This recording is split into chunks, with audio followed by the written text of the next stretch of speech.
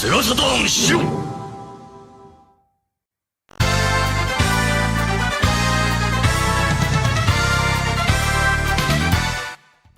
Welcome everyone, welcome to the SHIRO show.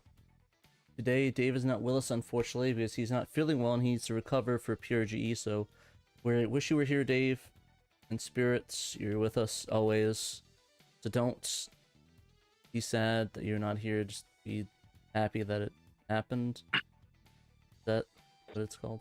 But also here with me today though is Mr. Dan O'Lantern, or Danthrax, or Dan, or just... Hi, I'm invisible this week. Yeah, he's a ghost. He's spooky. He's actually going really into his role. Yeah, I'm all in on the Halloween theme. Oh damn! Right out the gate, Fidos of Blue Moon 95. Say only this: Malenko's grounded, Zelda 2 rocks, and gifts are awesome. Or is it gifs? Yeah, I say gif. I say gifs. Well, I talk like a normal person, so I say gif. Okay. I'm only fair enough. Yeah, it doesn't matter. It doesn't matter. Malenko isn't watching the show this week. He can't make it live, so that's why Blue Moon is giving him a hard time. He's not here to defend himself. Fair. R.I.P. R.I.P. But yeah, my question is, it's not about GIF or GIF. It's how do you pronounce how do you pronounce Kate Sith? Do you say Cat She? Oh man. Or do you say Kate Sith? I've never pronounced it Kate She. I mean, not like I was like a real big fan in the first place, but yeah, no, I never would have pronounced it that way. Like Kate Sith, like looks like how it would be to me, but I mean, I don't know Gaelic. Apparently, that's the whole what the whole row is about. Is in Gaelic you would pronounce it differently than what the official Square Enix account said for that character. That no one knows what we're talking about. It's a character from Final Fantasy VII. Yeah, and we don't play Final Fantasy here. We're US gamer. We're Saturn gamers only, so that doesn't exist for us. Yeah, heathen game. But yeah, no, I thought that was kind of an interesting debate. It's like the whole how do you pronounce it, Ra's al Ghul or Raz al Ghul. It's one of those situations. Kate Smith. Yeah, that's his name, Kate Smith. Puppets, who has a question for you in chat, Pat. He said, is the SHIRO magazine a one-time only issue or an annual issue? It's a when we get around to it sort of issue. It takes a lot to go into the magazine, and it's one of those things where it's like you have all your life to make your first magazine, but it's like the next one you gotta. It's like when the pressure's on. So we're slowly going. We want to do a second one. We're actually planning on doing it. Hopefully we're gonna get some running down at PRGE in our downtime. So hopefully we can get some stuff going. But we have some really good issues. Al Gore's Ghoul. What the hell is going on here? See, American. Why are we talking about American milk bags on the chat? American milk bags, Pokies, Al Gore's Ghoul. What? Did I miss something? Did I say something messed up or? Like. Yeah, the chat's wild as usual. That's okay, yeah, I wasn't sure if there was. We made a joke. Okay, yeah. He's over here giggling. Yeah, I just don't know. One of the chat. Don't be horny, chat. It's only 3 o'clock on a Friday. You still got 2 hours till you could be officially horny for the weekend. Do we hit that hashtag? The sun's starting to go down here on the East Coast, and sun has definitely been down for a while in Europe. So it's about that time in some parts of the world. Yeah, right. Well, I mean, it's always horny o'clock somewhere in the world, I guess. Moose Trax said Cody Rhodes said Americans smell like milk in an interview. Sorry, I don't know who that is. Is that somebody that? Dude, he's a wrestler. Oh, I haven't watched wrestling since like 2005. He's the most over wrestler in WWE right now. I thought Cody Rhodes was. Oh wait, no, I wouldn't know that because I don't like wrestling. Never mind. I don't know that. He's famously, his sister is Leone Rhodes, who is a pilot with the SDF in Bulk Slash. Yeah, I mean that's all I know. Yeah. Wait, Dusty Rhodes' kid and brother of Gold. Wait, is he brother of Gold Dust or is Gold Dust his uncle? Yeah. He's the brother of Gold Dust. Who, Dusty? Oh, is that a joke or is that actually real? I don't know. No, it's real. It's a real thing. All right. Bulk Smash. All right, well, we'll talk about something. I guess we'll go into something good other than wrestling, as wrestling's not good. But anyways, how are you doing, Dan? What have you been up to? Doing okay. I will let the viewers know I will have to duck out of the show a little early because I do have a vaccine shot scheduled for about an hour and a half from now. Uh-oh. You getting the vaccine? Are they gonna... Flu and the vid. So keep me safe. Are they gonna inject you with a... help out our counselor Estefania in regards to Jennifer Tapia's services. And she, Estefania mentioned that you may already have submitted the CS840 to your supervisor for signature, correct? On Tuesday? Oh, okay. Then it'll probably take a couple more days for it to go through the referrals desk. Then I'll go ahead and let Estefania know, and then as soon as they send that to my email, I'll forward it over to her. All right, you're welcome. Bye. So how's Stephanie doing, Chrono? Anyways, sorry about that. There we go. Chrono leaves in our chat and doesn't realize he's in our chat, I guess. It's funny. All right, I'm gonna mute him. Hopefully he'll get the message. Yeah. Anyways, sorry, that was just really funny, so I let it go through just because it's funny. Can I get a one in chat if you thought that was funny? Because I thought it was. Anyways, back to the main cast after that riveting sidetrack. So you're getting the vaccine, so you're gonna get those nano machines in your blood that's gonna activate on national test. We had the big alert go out across the country that kind of activates the nano machines, but of course they always need a good boost to get the numbers back up so I can keep my 5G signal strong. So yeah, that's what I'm gonna be getting here in a little bit. When you can tell Dan goes Tetsuo. Oh god. Alright, well that was a funny reference. But yeah, what's going on with you, Pat? Getting ready for Game On Expo. I'm an idiot. I'm getting ready for PRGE. Game On Expo is until March. So yeah, getting ready for PRGE. I'm getting my stuff together, getting stuff recorded. Got some gifts for Dave and Mr. Panda Man. Gifts? A first class IED. Gifts or gifts? Yes. Okay. But yeah, I imagine I'll use gifts to make the gifts. But yeah, I'm gonna record some albums. I'm trying to figure out what albums I should make for them. I think I'm gonna do another Vaporwave album for Panda, and I'll do, I don't know, I'm thinking maybe a jazz album for Dave. Got some good ones. Think Portrait and Jazz. It's one of my favorite albums. Nice. You found out your other significant other has a second phone. Oh yeah, that was kind of a messed up thing. That was messed up, that whole thing. Actually, I think the thing with some of the phones, I think they auto turn on too. Like, 'cause at least I know in Japan they have the TVs that auto turn on for the emergencies, so it wouldn't surprise me if they have the technology to auto turn on phones.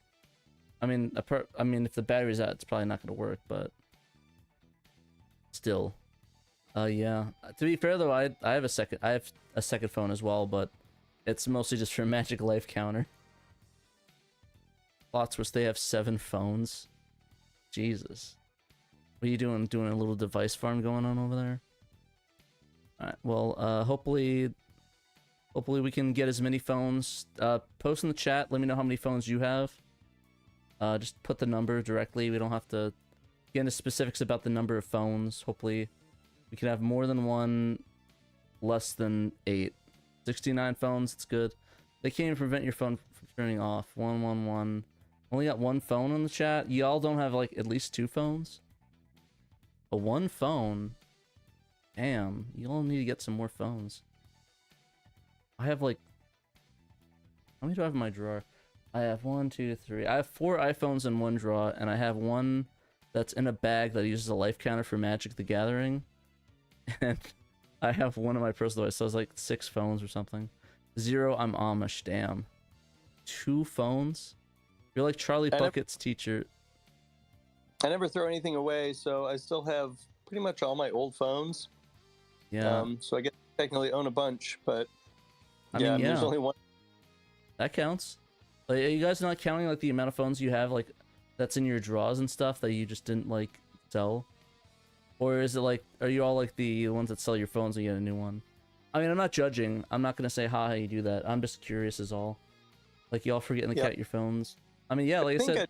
in my last iPhone to get like $100 off my new one or something, because it was pretty old, so I couldn't really get more than that. But I think my ones before that, I pretty much kept. Had one that had like a slide out physical keyboard, which was great because I hate touchscreen keyboards. My big fat thumbs constantly hit the wrong thing, so I kind of miss physical keyboards.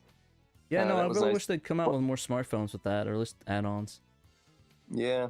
Although October can be scary, and in his work, Linkle's buried. Have no fear, and don't be worried. For at least I am not quite so hairy. Okay. Shout to Shadow Mouse with the $5 and a poem. Getting some spooky poetry going on. If y'all have some spooky poetry, your favorite, put in the chat. Pat, just ignore Blue Moon's request in the chat. I am beat. It's a tempting offer, but I mean, we need to. No putting my zoomed in face on the right seat. Just joking, I'll do it anyways because I'm an asshole. Why? Because I'm an asshole, I'm an asshole, I'm an asshole, yo yo. I'm an asshole, huge asshole. Go. Got Dan. What about if I unzoom you? Like, if I do that, is that better? Or is it just the zooming, or just the picture view at all? Is that bothering? The zooming is awkward. No, you can put me next to you. That's fine. I don't care. I'm just joking around. That's fair. But if I just keep doing this, is that kind of weird? Probably for the viewers, yes. I'll just make you small, okay? Or do you want to be regular sized? I'm good with whatever. I just need to know what you'd prefer. I'll make you like regular Dan. So. Perfect. There is no regular Dan. There's no regular Dan, it's only Zool. Yep. Let's keep Dan there to know he's in spirit there. But yeah, thank you for the $5. Shadow Mask, love you very much. Marry me if you can. At Submin Face, no, bro, that's funny. Gotta do some CSI shit. Oh, I get it. Next October, time for Pat to get boned. Dude, I'm always getting boned. It's called living my life as I normally do. It's just a constant bone fest. Wow, that sounded weird. I mean, not in the fun way. It's the bad boning. Just leave it that way. We'll just, imagine your life is a constant bone fest. Like, it sounds all right. Yeah, that's pretty much. Where's Dave today? He's sick. Dave's not here, man. No, he's not. He's feeling under the weather. He needs to get better. Mr. Boned. Dan is always the news. Dan is always the king of the news. That is his name. He's like, how the celebrities have like the names, like, King of Pop, Prince of Darkness. Dan's the king of news. I'll take it. So yeah, that's Dan's official Shiro name. Mine Shiro name is the King of Cringe. That is mine. Forever. Amen. I'm pretty sure it's Bone Zone now, actually. Mr. Boned. Yep. I'm good with that. Prince of Boning. Prince of Tennis. Oh, I love Prince of Tennis. That anime actually is pretty sick. Have you seen that, Dan? No. You should. I have not. You should watch it. It's good. Yeah. But yeah, I've also been watching new anime. Well, I guess new. It's called MF Ghost. It is the sequel, technically, to Initial D. Yeah, how's that? Well, this one? When I do that, Charlie? It's just because this thing's stuck on my head and I try to adjust it because it's bothering me. Also, it's because I do a ton of heroin, but that's besides the point. I'm pretty sure it has nothing to do with that. Nothing to do with my love of heroin drugs. So how is that MF Ghost, that Initial D anime? It's pretty good. I really enjoy it. It's a sequel to You're Tickling You. It probably is. Drug. It's definitely the drugs. No, it's really good. I really enjoy it. It starts off pretty slow. It started off pretty slow, but I really like it. To be fair though, Initial D has a lot of slow moments as well. Like, it has a lot of melodrama, the relationships thing, but everyone knows once it comes to the racing, it's muy perfecto. Even has a bit of like Eurobeat going on with it, so pretty happy with that. That's the racing. Yeah, so it's really good. I'm pretty excited.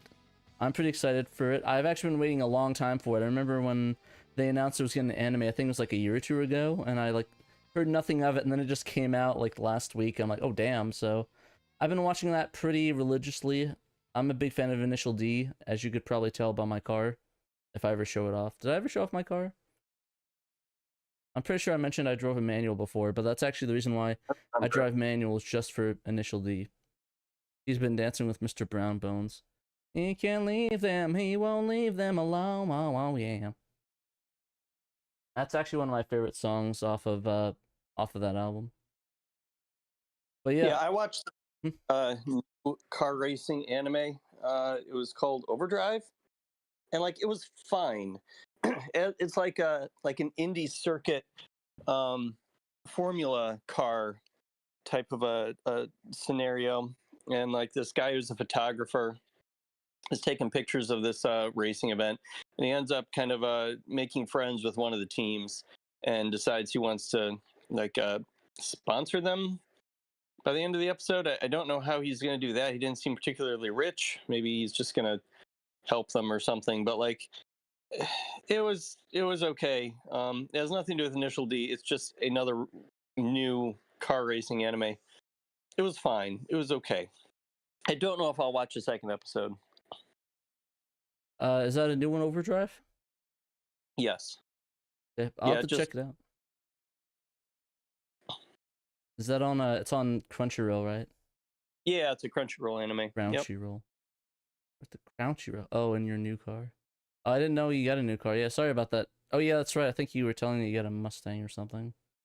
Oh yeah, no, sorry about that. I mean, if you want to like pick me up like at 11 a.m., you could do that. I just kind of feel it's gonna, yeah, I guess, yeah, if you want to, I guess if you really want to pick me up, you can, but I just got to get to the place. So like I said, if you're busy, that's not a big deal, but if you're not, I'd be down. But yeah, we'll figure it out. But yeah, definitely check out Overdrive, MF Ghost, both on Crunchyroll, both, I mean, Ice one's pretty good, the other one's kind of meh. Are you still in debate on seeing the next one, or is it just like you're gonna just not watch the next one at all? Yeah, I mean, I'm not totally against it because it wasn't like a bad show. It just was, I don't know, it didn't like super hold my interest. But if I'm, kind of bored and looking for something to put on, I would maybe try the second episode. Sure. Charlie Ward asked, where did Dave go? Dave is not feeling well today. He's sick. I think he's making a joke. Where did you come from? Where did Dave go? The Cotton Eye Joe thing. Sorry. I think that's what it was. Unless you actually are me asking what yeah, unless you really are asking. Okay, cool. I just want to make sure that, because I answered that earlier, I just wasn't sure if he was legit asking again and he didn't miss me, or yeah, I figured it was a joke.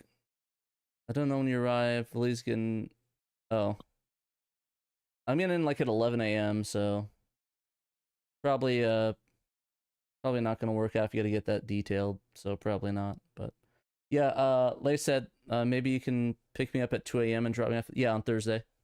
Maybe you can pick me up at maybe you can drop me off at like 2 in the morning. That'd be fun. Just joking, don't do that. I'll take an Uber over for that. I missed my last message. What message? You didn't send a message. Post the message again, Bloom. Oh, is that that Mr. Bone? Oh, I saw it. I didn't want to acknowledge it. The kiosk one. I saw it. I didn't want to acknowledge it, so I didn't acknowledge it. But I saw it. Like, Cotton Eye Boned. Yeah, I saw it. Cotton Eye Bond. Is that the new bonding agent by Cotton Eye Productions? Why are you guys messaging me? I can't read Discord yet. Don't DM me. Or actually, maybe that was somebody important. It better be important, or I swear to God, somebody's getting blocked. Oh, my bad. I'm so embarrassed. That's small. I never make the mistake again. My apologies. Oh yeah, it's chronology. I'll unmute you. You can now apologize in chat and see if and I might forgive you. Are you there, Chronally? You can apologize to the public that you've embarrassed. Okay, I guess he's too shy. No, I'm only messing with you, Chrono. It's all good. I actually thought it was really funny. But yeah, anyways, we good? We good. Pat, Miss Smudge, I saw everybody self-dox. What do you mean self-dox? I'm not self-doxing anybody. I didn't give anyone my address. He's talking about Chrono. Oh, self-dox. I'll DM you Super Sonico pic. You better, Pudgy. You better send me all the Super Sonico pics. She does have quite a few spicy Super Sonico figures. Yeah, like I said, just post that in the DMs. I'll view that later. For sure, probably, maybe. I don't know. But yeah, DM me at your own risk. We like spicy.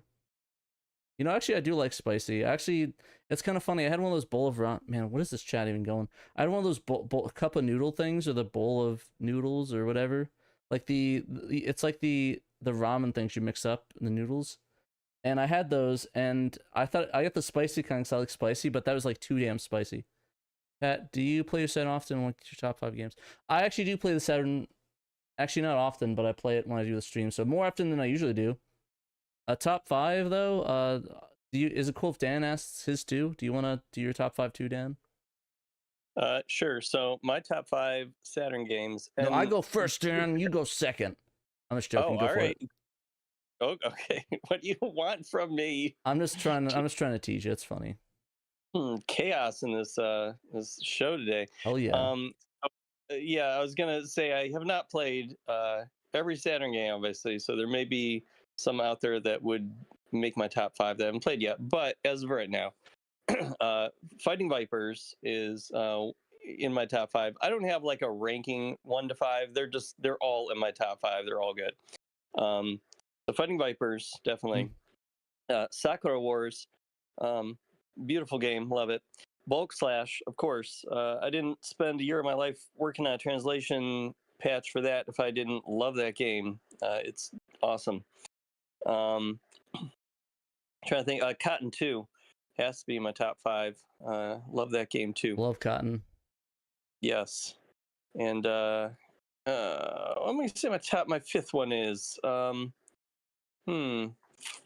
not sure. You know what? Let's say Virtual Cop 2. Was Bulk Slash really on there? I actually missed it. Yeah. Those. Okay, yes. Good. Bulk Slash was in my top 5. There we go. So yeah, no, Sega Rally's not my top 5, although it is a good game. I'm not great at it, but it is cool. I mean, you got to rally. Bro, I like some basic ass Saturn game. Put Daytona Championship Circuit Edition in my top 5. Firstly, because it's the first game I ever bought for my Saturn, so I'm nostalgic for it. And secondly, because it makes everyone angry when I say that I like it better than the original Daytona port for the Saturn. In particular, our friends, the Sega guys, who had a cool premiere. They did like a podcast earlier this week on their YouTube channel. Everyone should go check it out. It was good, where they talk about all of the Saturn ports of Model 2 arcade games, like Fighting Vipers, like Daytona, like Sega Rally, Virtual On, that sort of thing. They talk about all of them. They rank them. They rank them from like the worst to the best in their opinions. And so I was during the YouTube premiere. You can kind of like talk, and they were there for their own premiere.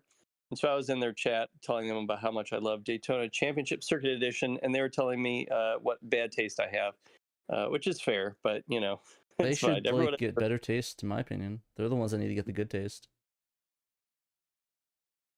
Charlie Ward, yeah, I was on the team that translated Bulk Slash. I wasn't the only one. It took a couple dozen people to do that. Dan single-handedly did it. Yeah, no, I definitely have to give huge shout outs to Lacquerware, who actually translated it from Japanese, and was our vocal director. And then Momphis did a ton of work actually getting like translated text into the game. And then Shadow Mask came in toward the end and did a lot of good like audio mixing. So yeah, we had a lot of people help out with that. It's really good. The really great project. I love Bulk Slash. If you haven't played it, go play it right now. I even give you permission to pause the stream and go play it if you haven't yet. So go do that. Do that. Dr. Doe Little. Other translations, I would not. One, because I believe in keeping money out of these translation patches, because making a translation patch is already slightly legally dubious, because you're kind of like modifying an original copyrighted work, even if you are distributing all code that you made yourself in the patch, which is the only way we can kind of get away with it, is doing a patch and not distributing like a pre-patched file where it's the whole game. But also because, I mean, if you're technically bringing in money as a result of working on somebody else's game, then a company might use that as an excuse to sue you, even if you could technically possibly win in court. Like, you also, can you even afford lawyers to win that case? Exactly. It's not about the money they earn, it's the money that you lose. That's a big thing with the US court system. Yeah, you have like no chance to defend yourself. So yeah. It's safest to just keep money out of it. Some people think differently, and they're okay with having Patreons and stuff. So, you know, everybody is different, and they make their own choices. So that's fine. That's cool. In terms of my top 5, I have 2 top 5s. I have a legit top 5 and a jokey top 5. So I'll start with my real top 5. So Sure. This is not in any order. This is just off the top of my head, and I'm probably gonna have to append it a bajillion times. But Magic Knight Rayearth, a Radiant Silver Gun, it was a lot of fun. Crap, what's it called? The other shoot 'em up that got Batsugun. Die Hard Arcade. No. And the fifth one. I think that's probably Cotton 2. Okay. There's probably a little more after append, but like I said, I forgot. I probably forgot some of my favorite ones. But what was the first one you said before Magic Earth? What'd you say? What was the first one you said before Magic Knight? Radiant. Oh, okay, Radiant. Okay, a lot of shmups in your list. Oh yeah, Twinkle Star Sprites. Like I said, I knew that was gonna happen. I forgot about it. The top 5 is tough. But yeah, probably swap out one of those for the things that I went Cotton, because I kind of prefer Cotton a little bit more. But I do like Twinkle Star Sprite, as it's the ultimate multiplayer game. Joke list though, a 04 Type R doozy. Oh yeah, one time. Wasn't that like the drag racing game? Yeah, it was pretty fun actually. Yeah. Good dating sim. Tokimeki Memorial. What's the other one? The one based off that anime, Revolution Utena. Okay. And the one fighting game that we played on the cast, the Anarchy and the Nippon, was a lot of fun. And whatever hentai game you could think of, just sub it out. It doesn't matter. Just pick one, and that's on the list. That Suji Pai. Oh, did I not say Steam Hearts? Sorry, I meant Steam Hearts. There we go. Okay, there you go. Steam Hearts, very wholesome game. Oh crap! I forgot Sakura Wars. Damn it. Sorry, Sakura Wars is somewhere on the real top 5. Sorry, what are you saying, Dan? My bad. Oh, nothing. I was just saying Steam Hearts is a wonderful, wholesome game that belongs on everyone's top 5. I'll add it. Fan translation request, Dan. Have your team do the Tsuchipai games. On it. I don't have a team though, technically. I mean, and really, we're all on one big team because we all just help each other in this community with stuff. Just float around. You know, like, I'm not technically on like the Bomberman fight team with Malenko and Blue Moon, but I did do work on the title screen, which I just remembered that he told me I need to figure out how to get it into the game. So I should probably do that one of these. Don't worry. I was like, hey, yeah, sorry. Screen, it's done. And he's like, cool. Malenko's like, cool. Can you put it in the game now? I'm like, I didn't know that was something you needed me to do, but okay. Yeah, and Shadow Mask, I'm not like, I haven't really done any real work on their Mobile Suit Gundam translation patch, but he's asked my opinions on things, and I'm technically in the Discord channel for it. So no, I get you. Other. That does remind me though. Trekkie's asked me to look into something for him, and I completely forgot to do that because I'm an idiot. Like always, I'm an idiot. Right. Huh? Notepad. Do it after the show. Do it in Notepad after the show. I got an RPG after the show. I got an RPG. Should we get to the news? No. Well, and features. Our first thing is actually a feature that Peter Malik wrote for spooky season for October. Crap, I forgot I had Dan's photo still up here. Give me a second. Oh no, crap. Oh, sorry. I keep. Oh gosh. Yep. Oh, I'm so sorry. Just can't keep exiting. Can't escape. Okay, we're Please. Good. Sorry about that. Where's Pat? Sorry about that. My mouse was glitching up there for a bit. I don't know what's happening, but we got it fixed now, so we can finally start the news. No, Windows 11, leave me alone. The bar's popping up like it wants to reorganize the window. I just want to put it to the top. Stop. Okay, we're good. Scroll up. God. Sorry, everyone in headphones. Yeah, RIP your headphones, people. Windows 11 boo. I don't have any option. It upgraded it to me, and I want the latest. Hate Windows 11. Boo Windows 11. Yeah, I don't have an option. I want to update to it and have everything updated before I have to update again. I know some people in the chat are on Windows 7 and some actually on XP, which I don't know how you're doing XP, but good luck with that. RIP on that. And there's something about my rig that like doesn't have enough security features to upgrade to 11. I don't know. I'm fine with it though. Bring him out to the cat here. Oh, okay. Oh, damn, he just got to that part.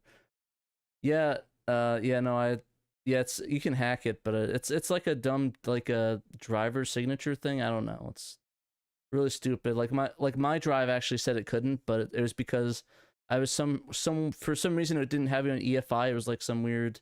There's the other one. It's like AHCI. I'm like, okay, that's weird. I didn't want to do that, but now my hard drive is up to date, and I installed Winblows, and now I have 11, so I get to suffer with that for a little bit more. But honestly, the only thing that makes me annoyed is that they changed the right click button to where like it like changes the way you have to do things. Like if you want the original menu, you have to hit show more options, which is really dumb. I don't like that at all. If anyone knows how to turn that off, let me know. But anyways, before we get on to my rant about operating systems and how nerdy I am as a person, let's cover Peter's new article. Turn that off, dude. Oh, I don't know how do you turn that off? Is there an option on that? Just let me know. Send me a link in the Discord. Anyways, the case for Castlevania by Saturn Castlevania by Peter. So for those of you that don't know, just send me the link on Discord. Just send me a link to how to turn it off. But yeah, for those of you that don't know, Symphony of the Night was on the Saturn. It was ported to the Saturn as like Akumaju Dracula X Nocturne of the Moonlight, which is I thought Murder called Pat a deuce. I am a deuce actually. Deuce. Basically it was on the Saturn. It had some issues. Basically there was a lot of issues with the tiling of these textures, like the way that it was stretched out. I don't know the full details because I didn't look into it. I'm stupid. But there's texture issues. It's different. So the Saturn port displays the game in a different resolution than the PlayStation original. And that's because these two consoles have different resolutions that they can actually display, and the resolution that Castlevania is displaying on the PlayStation with is not available on the Saturn. It literally cannot output an image in that exact resolution. And so the C-teamers that Konami put on this Saturn port decided to solve that problem by stretching all of the pixels, like pre-stretching it. It's not like doing something in the game to the original assets. Like they did something on their end to the assets to stretch them to fit the resolution that they chose to use for the Saturn, and then they put those stretched assets onto the CD. So when sometimes people ask well, can't we just hack it to make it look like the original non-stretch PlayStation version? No, we can't, sadly, because there's not just we can change a little code and suddenly it magically works. Every art asset would have to be redrawn essentially, or maybe, if you will, reinserted from the PlayStation version. And another option they could have done was So I think they're stretched horizontally. Like they could have put black bars on the left and right side of the screen to just like take up that space. Because the Saturn is, I think, displaying like more pixels horizontally than the PlayStation version. So they could have done that, but they did not choose to do that. They kind of went what's probably the quicker and dirtier version or a way to do it, which is just kind of stretching everything. So go ahead, Pat. I just wanted to throw that out there. Okay. Hopefully no one saw that. Anyways, yeah, like I said, it's there's a lot of, like I said, like Dan was mentioning, there's a lot of issues with that in that regards. There's some input lag. Just hack the game, bro. Fix it. There's some input lag, not input lag. There's actually like slowdown in some aspects. So there's issues here and there with it, but in all honesty, though, I don't think it's that awful. Like, I mean, obviously Peter says yes, it is. So, I mean, obviously I did not edit that in Inspector like this. I didn't do that. Like, I totally didn't do something like this, and was like, oh no, Dan is sexy. Like, I totally didn't do that at all. Oh. Pat, please. Anyway, wasn't the 4? Okay, so yeah, I'm getting a lot of questions about the 4 megabit and the fan translation. Yeah, these are things. Wasn't there a 4 megabit hack? Honestly, I've talked to Trekkies about that, and it's Nighted Dragon, I think. Actually, Night, you're here. Wasn't you were saying like it was a placebo thing, right? The slowdown.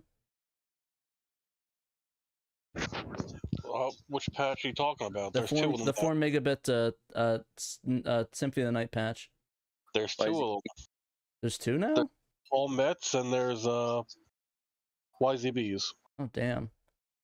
Yeah, I think did Paul Metz actually fix it? I actually didn't look into that one that much.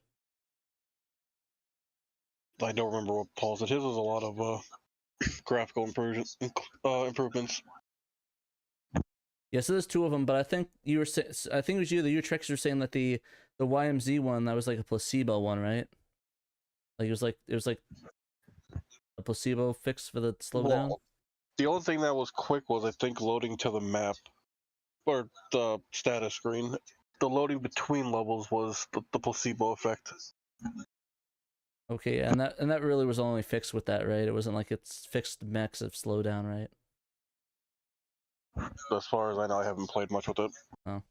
Yeah, so that's that. There's like 3 patches that exist for it. There's there's 2 4 megabit ones, one by YMZ, one by Paul Met, and the fan translation by Nighted Dragon.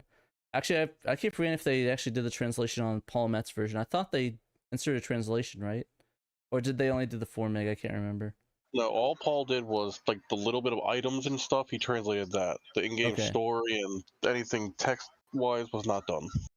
Okay, so yeah, like I said, there's a lot of options. But yeah, like if you really want to play Castlevania in English, I definitely recommend checking out Knight's patch on it. Because that one's pretty good.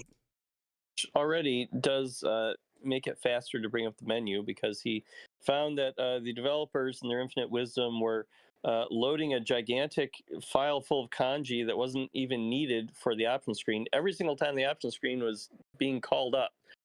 So by just getting rid of that file, it makes it load way faster. So I think there was also the removal of the 480i resolution change as well. Which normally that wouldn't bother someone who's like playing on a CRT, but if you're playing through like RetroTink or something that's doing some upscaling, a lot of times those freak out when when the signal suddenly changes to a different resolution, like going from the main gameplay to the 480i menu. So just getting rid of that just is like a quality of life improvement for anyone who's using a RetroTink. Yeah, so that's definitely, it's definitely back in the day. I don't think they didn't anticipate upscalers doing that, so I don't think they did them on purpose. But yeah, it really was a help, like Dan was pointing out, that it really made the RetroTink frame meisters a lot easier to work with. I know that when I streamed Castlevania Symphony of the Night, I actually had to do it on a CRT because it would be ungodly long for that, the load for that. So now it's like like snapping is so fast to play it now. So you can actually stream it and not want to die if you're not on a CRT. At least in my opinion, but yeah, and anyways, I guess the big question a lot of people are asking is, what's the point of it? Is it really that bad? Well, no, it's actually not. Honestly, it's the first version I beat Symphony of the Night on. It's actually not that bad. The lag isn't the slowness isn't too awful. The only issue though is that if you're playing it for the first time in the Japanese exclusive version, it's gonna be hard to tell what menu items do, like what items to get. So if you want to get the 2 rings to unlock Dracula or the upside reverse inverse castle, you're gonna need to like look up the item names and exactly the images of it to know what you're getting. But now with all these patches, you can pretty much play it in English with, without having to look stuff up for the most part, unless you really want to know how to get the inverse castle. Well, and the Saturn version added some things, right? They added some new area items in the game, as well as playable Maria. Yeah, playable Maria, new special shield rod images. That's very good looking. No, but they had a lot of cool items. Honestly, I think the combos are a lot easier to input as well, because I think they've made some easier, and because the D-pad isn't grinding in your fingers, you can actually do it reliably. Or you could try getting good. I never did. Yeah, I'm pretty bad at that game, but it's fun. Yeah, they're what does it say? Maria's playable on PSP, but it's really unsaid. Yeah, there's aspect ratio. There actually is 2 different Marias you could place, because I know I can't remember if it's the Saturn one or the PS1 version, but you can either play the Maria from Rondo, which is the younger version, or the Maria from the new version that's a badass girl boss. So I forgot which one is which for which port of it. I think you play the badass Maria in the PlayStation one, but you play the Rondo one in the Saturn one. If I'm off base or wrong, let me know. I might have reversed those. PSP is still adult Maria. Okay, Maria's not playable on PSX. She plays adult Maria. Okay, then, so yeah, you play as so I guess they updated her to adult Maria in the PSP version. But if you want to play her, if you want to play her on the Saturn, it's going to be the Rondo of Blood Maria from the past one with the birds. But she still has a Rondo. Okay, so it's still so literally just a sprite swap then. Okay, so then you guys are confusing me. Okay, so adult Maria is on the Saturn version, so I was right on that. Or no, I was wrong on that. So adult Maria is on the Saturn. Okay, so I'm confused. So Maria was not playable in PSX at all, right? So I could have sworn that you could have done because I know there's a younger Maria. Is that not a thing that's in that at all? Am I just like wrong with that? Cerulean says that the Maria that's in the Saturn version has a different playstyle than the one that's in the PSP version. Okay. So that's what makes the Saturn version of her unique. And yeah, you can't play as her at all in the PS1 original. Okay, you can only play as a Richter then on the picture and Alucard in the PSX version. The only time you see Little Maria is at the very beginning of the game. I could have sworn you were able to play her in one of the versions. Okay. Sorry, I was wrong on that. My maybe in Rondo Blood you could play her, but not in a Symphony. Okay, yeah. I guess I was off base on that. I guess it's Mandela effect, guys, taking over my brain, or I'm just certifiably stupid. One of the two. I'm gonna go with the latter though, but it's just me. Maria is also in Sonic Adventure 2. Shut up, Scotty. That is funny though. Shut up, guys. It drives me nuts. Also, the Saturn version also says Alucard Fight Maria too. But yeah, there's a lot, like I said, there's a lot of exclusive items, like Godspeed shoes, Alucard's pocket, the extra pocket slot that you can have. I think it's mostly because there's more buttons, so you can actually, like, have different items, like equip a healing item, that way it's easy to use. So it's like, okay, heal up, and I don't have to go back to the menu. There's a lot of cool shortcuts with that. And there's also the exclusive underground areas. The underground Saturn area that has the exclusive boss. The underground garden boss. So there's a lot of reasons to play the Saturn version.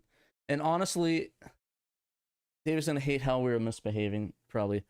The thing is that to me, in my opinion, I think either version's good. I think they have their benefits. Like if you want the purest version and like the way that runs the best, definitely PSX. But in my opinion, I think the best way to play it, like if I had to pick one, it definitely would be the Symphony of the Night one, with the fan translation with Night. Just because you get the English, and this is only if your first time playing. So there's a lot of good options, but honestly, just in my opinion, I think the Saturn version is probably my favorite to play. So if you guys have not played it, recommend downloading the fan translation by Night of Dragon and playing it that way. Which is also featured in the article that he takes screenshots for. So a lot of good options. I think we covered everything about this article, right? Or at least summarize it. Highly recommend to read the article. Spooky month is the point, and look out. Peter's doing one of these every Sunday in October, so look out for the next one in a couple of days. It's going to be about a killer game. I'll tell you that much. Is it a corpsey game? Maybe. Don't want to spoil it though. There. Get SkyMO 420 PRG blaze it. Have fun next weekend. Oh god. All right. Probably not going to be blazing it this weekend. Yeah, you found out the hard way last time that you shouldn't do that. Yeah, so I'm probably going to be sober this entire weekend. Just you're blazing it at the PRG. I'm doing everything right actually though. Remember the last time. Like I'm actually doing everything right. I'm getting my flu shots week before I go out. So I'll be nice and healthy to not get the con crud. And then yeah, I'm not gonna do the marijuanas. Yeah, Friday the 13th in October. How about that? Super spooky day. And then you guys are going to be doing a live stream from the convention that day, right? For the SHIRO show? I hope we're going to do it from the convention floor. I hope we do it. Okay, because I don't have OBS, so you can't rely on me to be doing the show. It's all on you guys. I mean, we got 3 people. I think we should be good. I think it's going to be the first show that Panda actually is going to be doing fully. Yeah, that'll be cool. The microdose pat, that would be okay. I'm just going to not dose at all. That'd probably be better. 0 dose. I'll 0 dose. That'll be 0 dose, 0 tray, 0 4 5 6. Doing that, and by not doing that. I'm going to get breakfast a lot, though, so hopefully I'm going to get some goodies. There's this nice cafe I hope we can hit up again. That was delicious. Well, we'll see. But so, what do we got next on the site? All right, we got your article on the Saturn Mister. It goes PAL. A Saturn Mister core gets European. What is it PN, Dan? A Nitopian? A Nitopian? Sure. Is that what it's PN? Yeah. Yeah. Okay, moving on. So yeah, the Saturn Mister core has gotten a few updates, and I didn't quite go into how crazy it got there because I just didn't get around to writing about it last week. But like a week and a half ago, the developer Sergey, he SRG320, he put up like several updates. He put up an update and then it broke everyone's Mister. They couldn't play Saturn games anymore. And then he put up another update a couple days later, and suddenly it broke everything even worked harder. So that was good. And then he put up another update just this week on Wednesday, and that one added support for PAL Saturn games that released in Europe and Australia. So that's pretty cool because there are 35, I believe it is 35 exclusive, or at least 35 games that came out in PAL territories that did not come out in North America, which of course I wrote about all of them earlier this year, and you can check that article out on the site. So now people who are playing Saturn games through the Mister can check them out too. I didn't realize that the Mister couldn't play PAL games before, but I guess it couldn't. I didn't even try it. Yeah. but I'm glad that it can work. Now that's cool. There is, and also I guess in one of the updates that he put out a week or so ago, he fixed the problem that had been plaguing the core since June, where it was like mistakenly looking for a boot.bin file when it's supposed to be looking for the boot.rom file. So like people had to be manually changing, like renaming their boot.rom file to boot.bin just so that the core would run, which was kind of a hassle for people. So I think he finally realized that mistake and he fixed it. So that's good. There is one thing that people should note, though, and I think this may have been the case the whole time and people are just realizing it. Anyone who has a 4-chip RAM module in their Mister, it does not really play nicely with the Saturn core. You need to have, I believe it's like a 2-chip RAM configuration. Although I think I saw someone in the Mister Discord just the other day post something that will make 4-chip RAM modules work. So I guess check out their Discord too and look for that in the channel. Yeah, it's all just a big work in progress, you know. It's eventually going to be awesome, and right now it is pretty awesome because there are a lot of games that work really well with the Saturn, but yeah, there's still a little bit of ways to go to get things working perfectly. I did put in working perfectly. Yeah, sorry that too.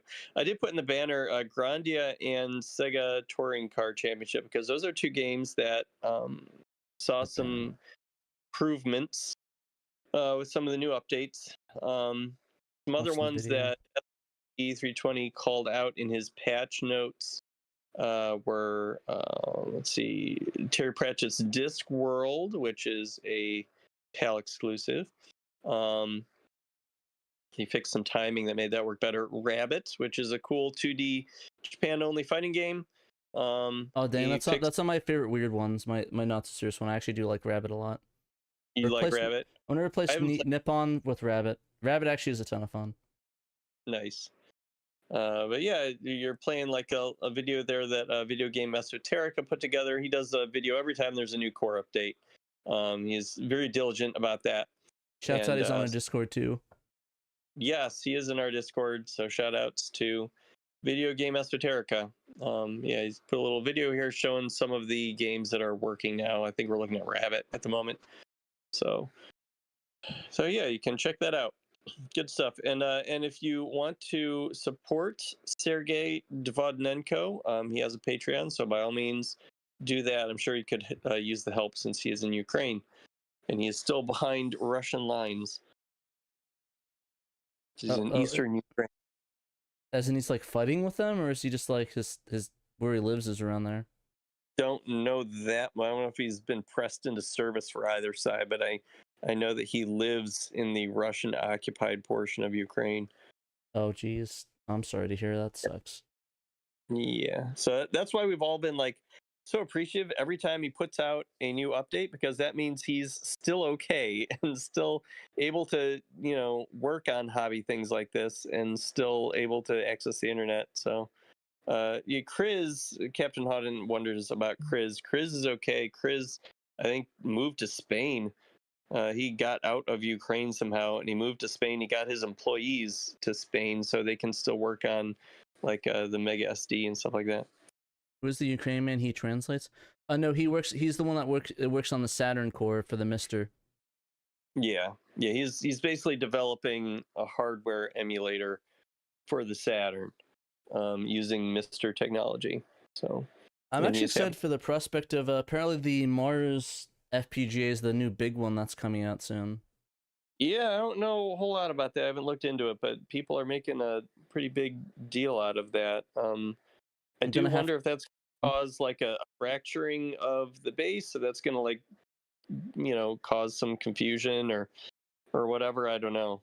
I think I look at the way that Bob described it. I look at it as it's an addition thing, like it's a nice thing. So it's like you have the Mister. It's all price points. Like if you like because the Mars FPGA is going to be like $700 when it drops. So a bit expensive, but the Mister is still, even with all it kitted out, it's going to be like $300, like everything you need for it. So it all comes down to what you want to do with it. Honestly, I can see both of them being supported, and honestly, I think they both will be for the most part until the Mars drops down in price to the Mister.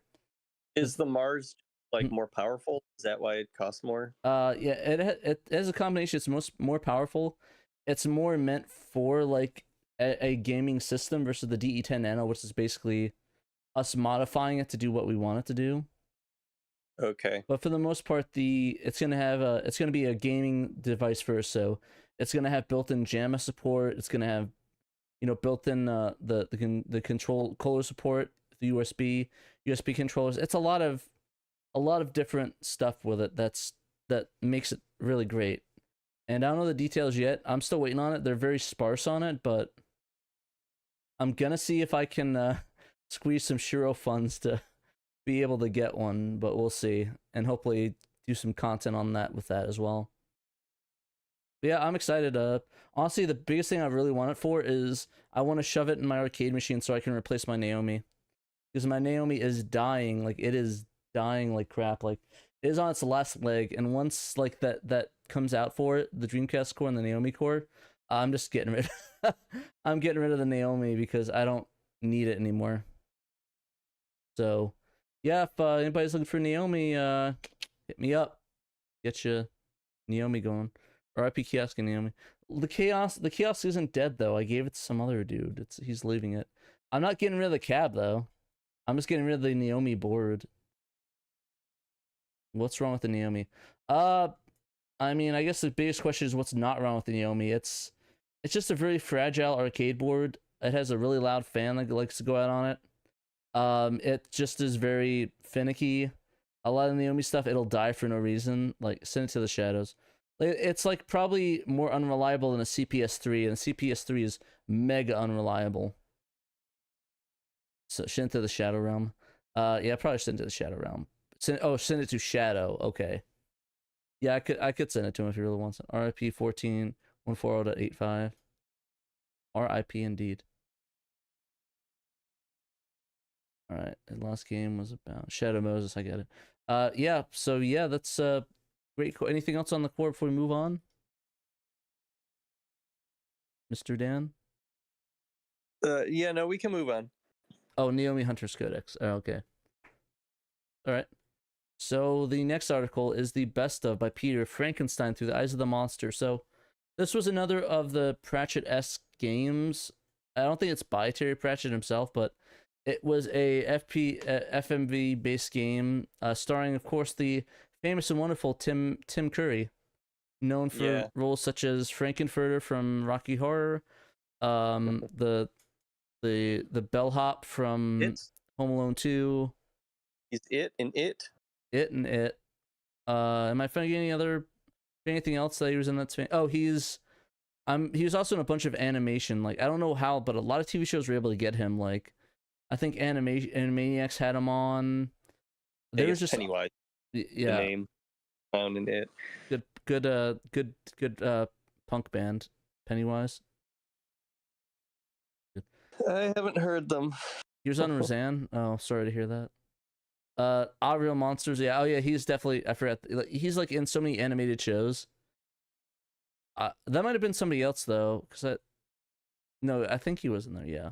Oh my God, you're all so young. I got the famous one. He's Worst Witch. Oh, dude, I love Worst Witch. Anything happen on Halloween? I know that one, Martin. Don't try to like show me up. I know that one. That was a good one. Worst Witch is so good. I love his one. He was the butler in Clue. He was in Home Alone too.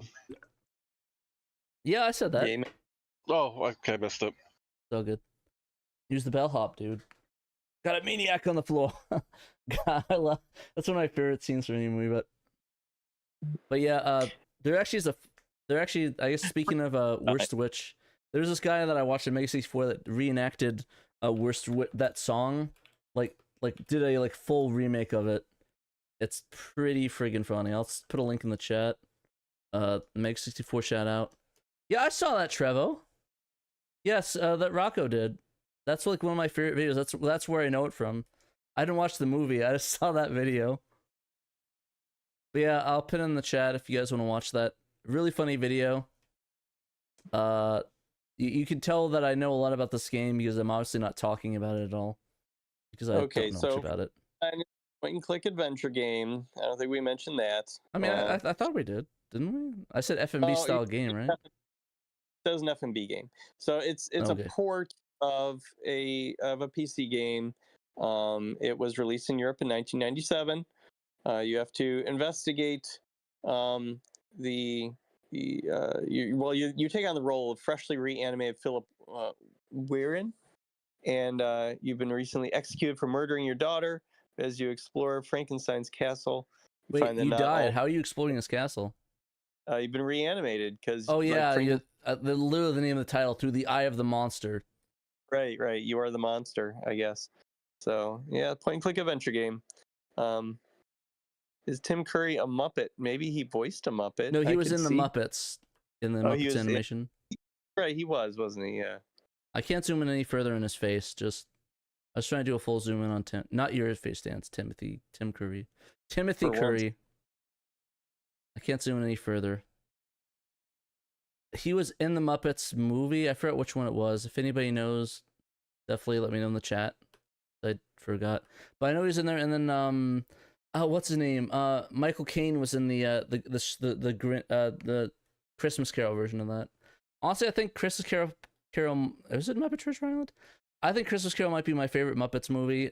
Don't at me in the chat. Yeah, it's too. I love that movie. See, my parents watch it every year for Christmas. It was a tradition. I still think though, even though that's my favorite Muppet movie, my favorite Jim Henson movie is Emmett Otter's Jug Band. That is the best, hands down, no contest. Don't at me in the chat. Jim Henson movie. If anybody also watched Emmett Otter, then you're badass. Papa 2 asks when these games look great on Saturn if they use the VCD card. Well, they have to be programmed to use the VCD card, and they need like a different version of their video files that is high resolution and formatted in MPEG to use the VCD card. So you can't just like have a VCD card and automatically get improvements. Yeah. So I mean, yeah, I guess these videos would have looked better if they had encoded them in MPEG to use the VCD card, but they didn't. No, so. Just regular MPEG, or not MPEG, whatever the formatting. Yeah, just MPEG, probably, maybe TrueMotion. I don't remember. I don't know which. It's almost always one of those two, though. Which video can still look pretty good, relatively, using those. It just depends on how well you do with converting the video. Fair. Also, I'm seeing people saying Dark Crystal is a banger. Yeah, I love Dark Crystal.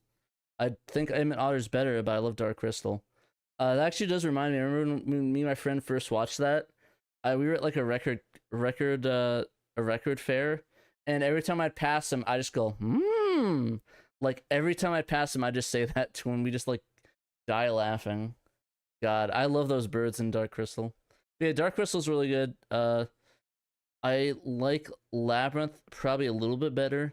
Everyone's like naming like better like other Jim Henson movies. I don't count Teenage Mutant Ninja Turtles and I don't count Farscape because they're not Jim Henson works. It's somebody else. Unless I could be wrong. I'm pretty sure Jim Henson did not do the Muppets. They just did the puppets on it. So it's like saying work on I don't know. Well, I mean, yeah, Jim Henson did do the puppeteer. I mean, maybe he didn't personally, but like his company worked on like the Ninja Turtles suits and the mechanics of their faces and all that. Oh yeah, no, I know that. I'm just saying that they didn't make it, like they didn't produce it. They just did the contracting work.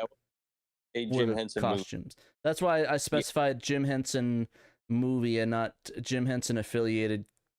I mean, it's weird. It's a weird like wording of it, but if we were counting stuff Jim Henson did work on, then yes, I would count. I would probably say Ninja Turtles 1 and 2 are probably the best, but First party Jim Henson movies and not third party Jim Henson movies. Exactly. Get your facts straight. Yeah.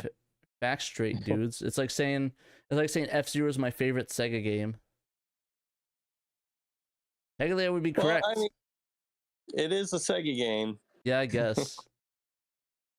Yeah. But yeah, I guess on that tangent, I think this game does look like a lot of fun. I think it's European only though, and it sadly does not support the mouse.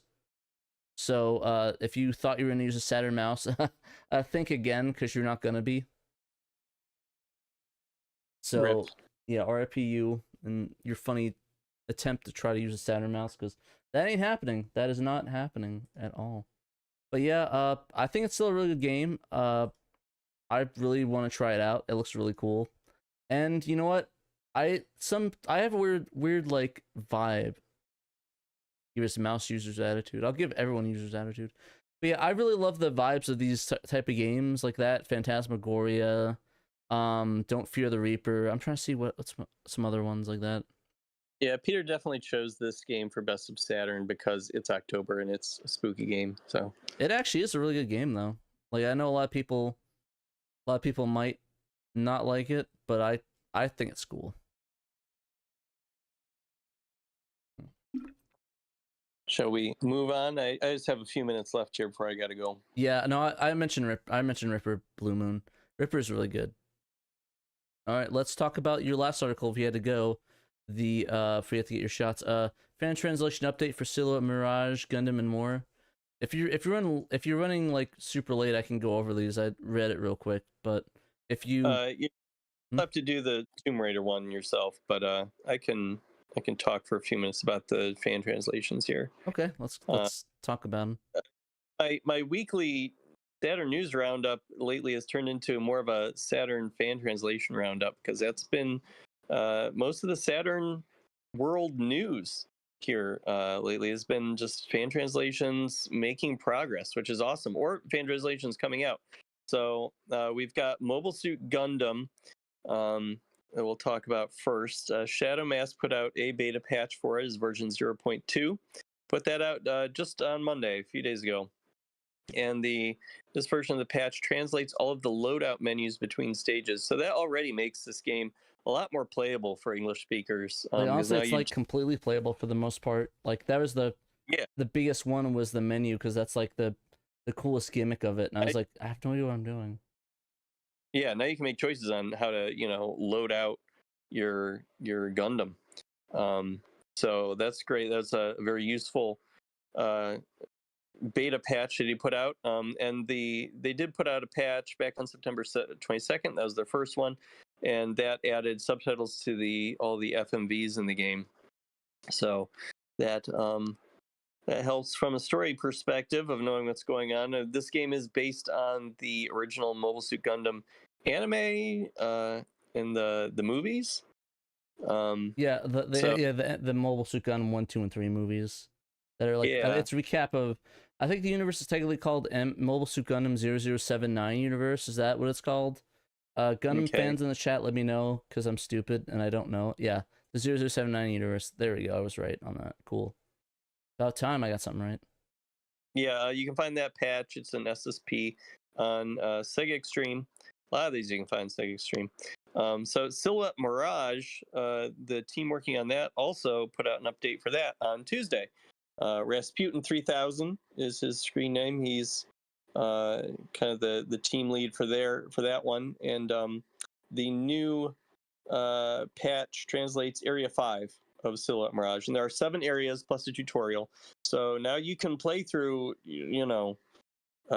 the majority of the game at this point. They only have 2 areas left to translate, and Rasputin said that he's optimistic they're going to have a fully translated game by the end of this month.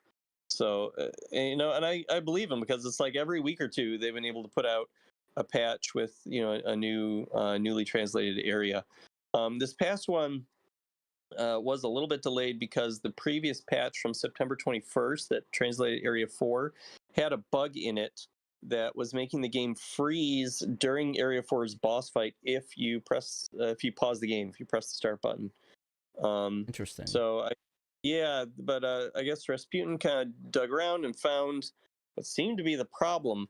There was an unused shop that was apparently cut from the final game, but it still exists in the code. And the team, just in case it did pop up somehow, they translated the Japanese text for that shop into English. So when he reverted that text back to the original Japanese, the freeze issue went away. So something about that was causing a bug. I'm not sure why that worked that way, but if the shop never actually appears in the game, that's it's going fine. above and beyond, even translating stuff you're never gonna see. Right, exactly. What a giga, Chad. But yeah, that's Silhouette Mirage. If you're playing along with the translation patches as they come out, you've got a new area to play now. And then I have a few updates on non-English translations. We can skip these ones. I'm just joking. Well, I think it's cool to look at what cool too. Yeah, I'm only playing. Community is doing because they're doing some good work. Oh, and by the way, Silhouette Mirage, you can find that patch on Sega Extreme. So there's a Spanish-speaking blog run by Uncle Victor.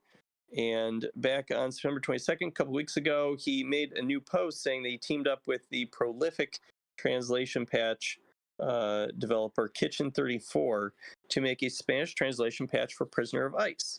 You may remember Prisoner of Ice from earlier this year when Pliskin moved the English dub and English on-screen text from the PC version of Prisoner of Ice into the Saturn version and the PS1 version of Prisoner of Ice. Those originally only got Japanese console ports, but they were originally made in English on the PC. Well, apparently there's also an official Spanish version of that game on PC. So Uncle Victor and Kitchen34 put all of those files into the Saturn and PS1 versions. And they said that they were able to do that because of what Pliskin did. He kind of showed them the way. So that's cool. There's kind of this domino effect of one person translates a game in one language, and that helps out other people to do it in other languages. So you can download that patch. It's an X Delta patch instead of an SSP. And it does have a resource page on Sega Extreme. But the patch is also available on Uncle Victor's blog on his site. So really cool that we're getting more translations for even people that don't speak English, so you can finally they can finally enjoy it even though they don't know what we're saying.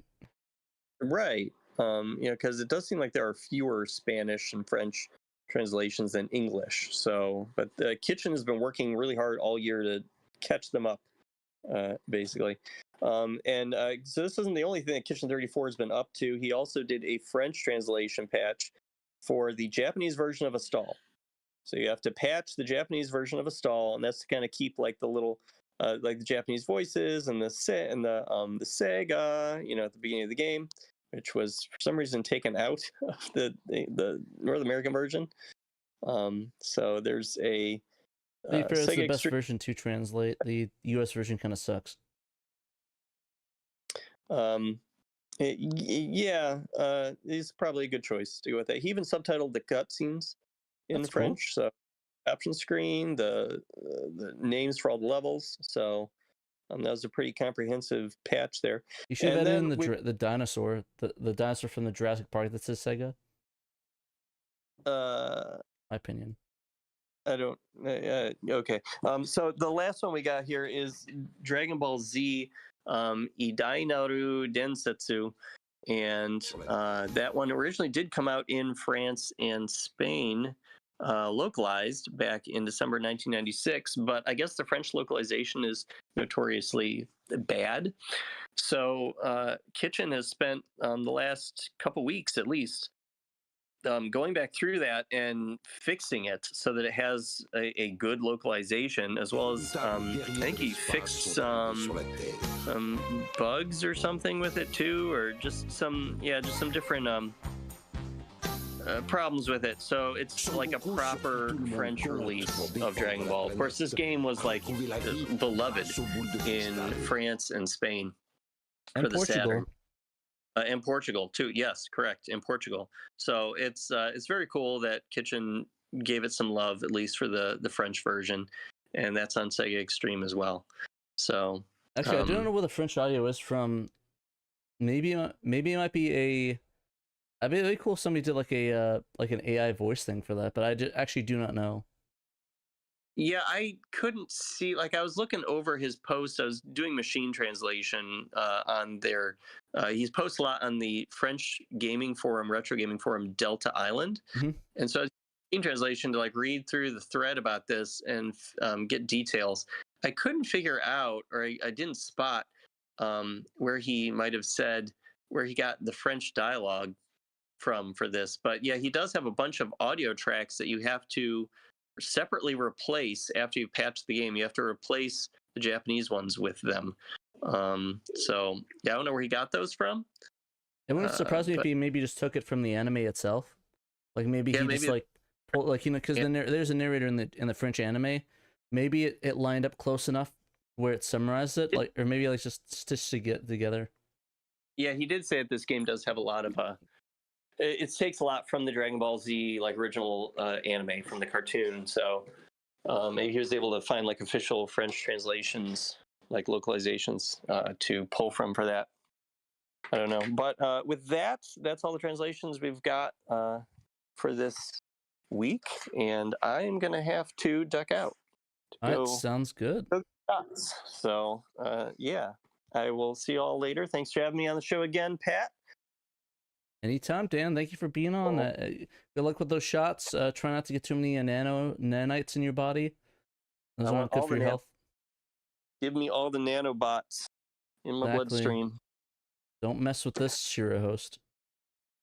All right. I'll have a good night, everybody. You must play Sega Saturn. Must play Sega Saturn and Dano Lantern. Don't play them, but you know what I mean. All right, so for the last article, we're gonna skip over because I'm an a-hole. No, he just put it up actually. Yep, there you go. Tomb Raider expansion unfinished business ported to Saturn by fans. So this one's an interesting one.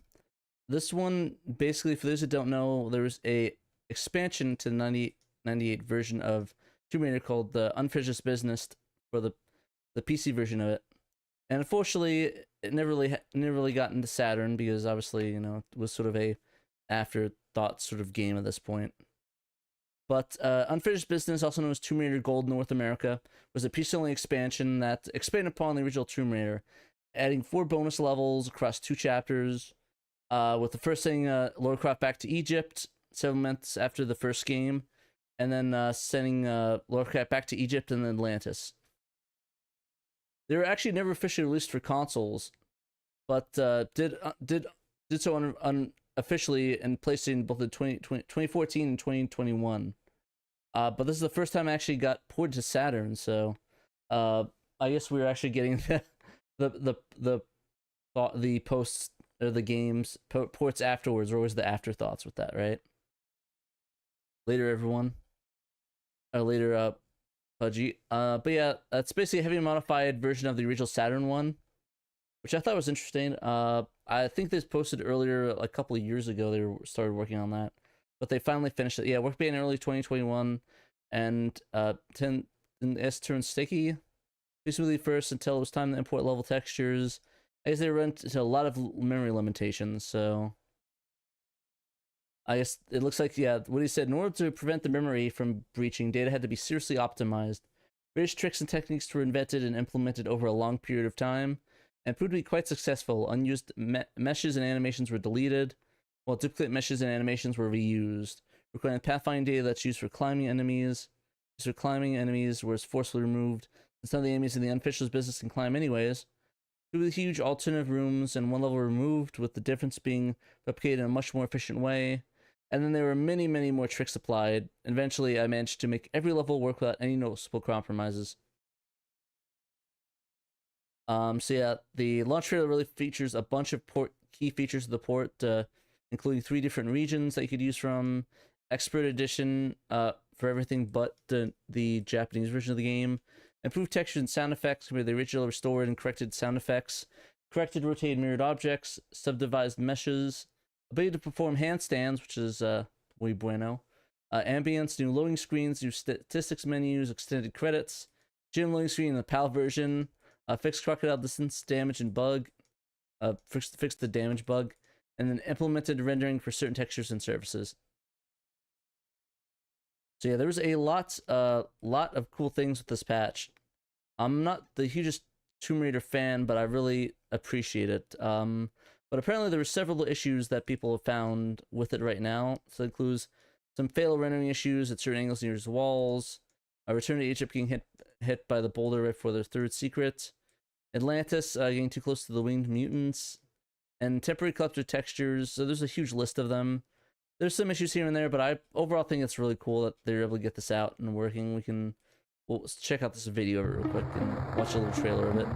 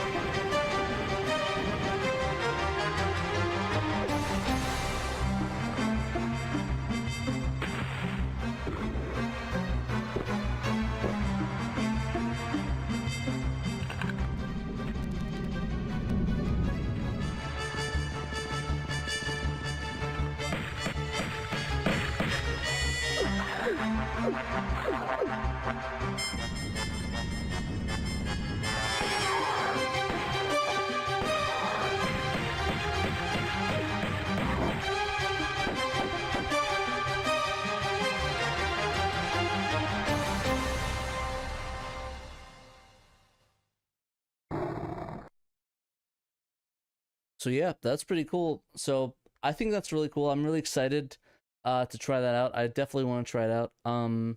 There actually is a download. Unlike the other patches and stuff, this actually is a full download. So you can go download there. It's kind of tricky for the game competition, sadly. But you can go download it right here. I think it's I believe it's the full. Or is it a patch? I actually don't know. It looks like it's just the full disk image, it looks like. But if anybody knows, definitely let me know. I'll go download it and we'll see for ourselves. There we go. Open that up. Here. Yep, just the direct BenQ it looks like. So, yeah, I think it's really cool. I probably should close that out.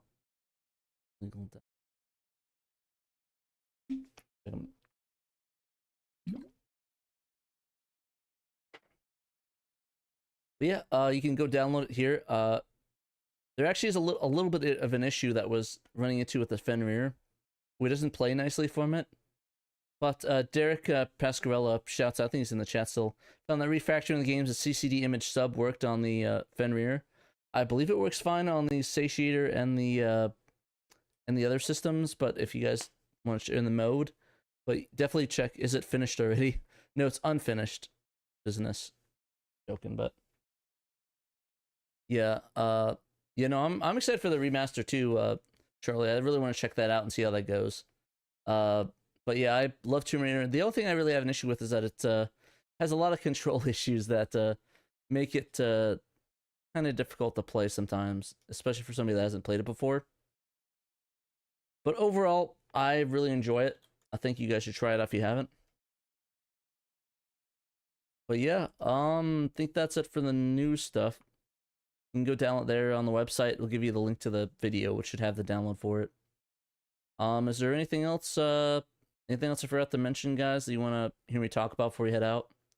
Got a little bit left. I'm just getting the Patreon shouts out before I forget.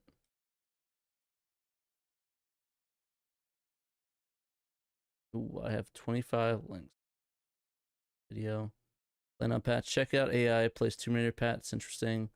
Play it now. I actually don't have to download for it right now. Let's remember the kiosk losks along the way. Alrighty. I think that's about it. Unfortunately, I probably can't do a stream this week, but yep, that's about it, guys. Let me go shout out our patrons and we will get out of here. So I want to give a shout out to Murder of Crows in the chat with us actually. Emil Nova, Johannes Fetz, Michael Sabah, new one, thank you Mike. Nate Lawrence, Sega Steve, Shadow Mask, Bloomer95, Cerillion, Chris Piper, Chris1997X, Daniel Fredrickson, David Zaney, Derek Frescarella, aka A-Team, Fat Drunk Friend Otaku, Jim Clasher Rank, Justin, Momphis, Normal Guy, Nutrageous, Robert Ramsey, Rowan Dinked, got that run right at that time, Stone Mask, Sunky Trev, and Young Money Sui. If you guys want to support us at the $10 level, you can get shouted on the show. And we will, what's up to the lost kiosks? I lost all of them. If you guys want to get shouted on the show, if you back us at the $10 and up Patreon level, we will give you we'll shout out on the show. You get a lot of cool perks. Unmuted during the chat. If you guys want to chat during the SHIRO show, think Miller Crows. I forgot to tell you about Murder Crows. I traded the Saturn kiosk I had for a Sound Voltex XC gear machine and a print kiosk. That was the joke with that. If you guys don't want to back us repeatedly, you can give us either a $1 donation, or sorry, a donation through Patreon, or you can buy shirts. We have some cool shirt designs, or get the magazine. I'll see if I can show those off real quick before we go. We have a lot of we'll do the magazine first, I guess. Gotta upsell, guys. Gotta sell. I was actually playing the Saturn kiosk, so I thought the Sound Voltex was a better deal. Cool stuff. Cool magazine. You can get it here. Still have both in print if you have not got one yet. Really good magazine. Highly recommended. You can get some shirts on the merch thing. Got two options: Threadless and Teespring. I think the link to the shirts are on the bottom there. So if you guys want to buy a shirt, you guys could do that and support us. I'm sorry, my throat is really dry today. Got some cool shirt designs. Got one of my face on it. I don't think I'd want to wear that personally, but it's pretty cool. I think it'd be weird to wear my face on a shirt. I do look cool though. Got the controller one, you know, bring back the, was it Fight the Power? Rah, Fight the Power. And other cool designs. Work on SHIRO thongs soon, so hopefully we'll get that in stock. And you'll be able to get some SHIRO thongs like that. Where's the magazine? My magazine, by the way, I'm still waiting for it. Well, you're in the UK, so it might be a little bit. I'm gonna reach out to Dave and check out on that, but yeah, he should get that sorted out. SHIRO thong PMSL. I don't know what that means. What's PMSL? Oh, yeah, but do that.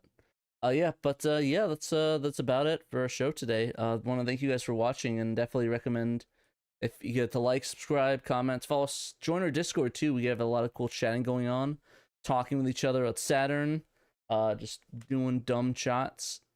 Piss myself laughing. I did not know what that means. That's a new one for me. But that's about it, guys. Thank you for watching, and remember, you absolutely must play Sega Saturn.